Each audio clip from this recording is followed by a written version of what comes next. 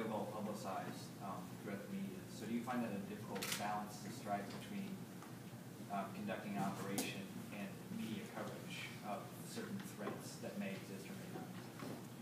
No, in this particular case, it was a balancing question. The need to provide that information to the state and local authorities in order to take action if necessary, balanced with protecting the information. If you recall back before September 11, we have the 9/11 Commission. After the before September 11, what we had is we had a disparate activities. What law enforcement was doing, what the intelligence community was doing, and then the two never talked. That was a perceived stovepipe and an artificial barrier put up between the two communities. The 9/11 Commission recognized that particular issue. Intelligence Reform Terrorism Prevention Act sought to rectify some of those issues, tearing down that perceived barrier between law enforcement and the intelligence community. So what you have now is you have more, and I think better information sharing between the federal government, between the intelligence community, and between state and local authorities and first responders necessary to take action, to respond to, or in case prevent those types of threats. You can't operate in an environment where I'm going to have information but I'm not going to share it with you and then have another issue. So is it difficult? Not when it's thought out and not when that information sharing is balanced and appropriate. This was a case where it needed to be publicized and brought out. And I think in that particular case, done well in the sense that the information was, I think it was characterized in the media as credible but not corroborated.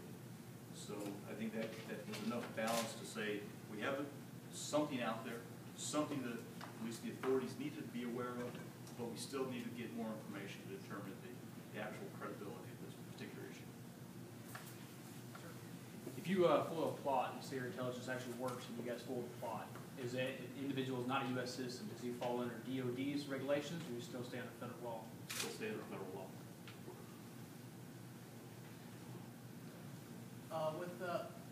With bin Laden's death and Al-Qaeda being very much crippled, in the next decade, do you see the United States intelligence and counterintelligence community focusing more on the potential threats from foreign states, or will there be a continued emphasis on non-governmental organizations and the threat they may pose to the United States?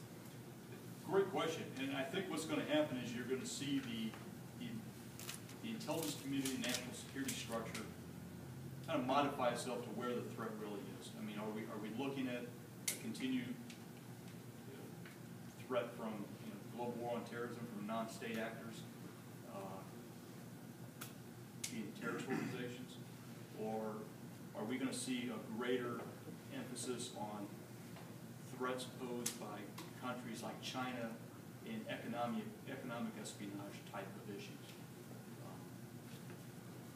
If I had a crystal ball and could be able to predict that, I think everybody be in a great position. Not sure yet. I have a question more, I guess, it's about turf wars between different agencies. When you get, let's say, a tip about something that might happen, or an individual that's giving information away, and it's happening in the United States, how do you determine whether you're supposed to do something about it, the FBI is supposed to do something about it, or another agency? How do you determine that? Well, it's turf war is not the right characterization, but I think exactly that has happened in the past, and that's not unheard of. There's a list called 811 referrals, but there's a law, 50 U.S.C. 402A, which dictates that, and it was part of the Intelligence Authorization Act of 95, that the victim agency, for instance, if this was the case where the FBI, or in this case where DHS, we had an employee who was providing information to a foreign government or was working on behalf of a foreign government, I'm enjoined to report that immediately to the FBI. Same thing, that if the FBI were to identify a DHS employee who was providing information, they're enjoined to report it to us. The FBI is the lead investigative agency for those matters is in the United States. So we would, in this particular case, we, as the victim agency, be in the supporting role. But it would be our activities generally, if we're going to report it to the Bureau, where we would, I have taken some initial inquiries and preliminary investigation to identify if that is in fact occurring, and if it rose to the level of a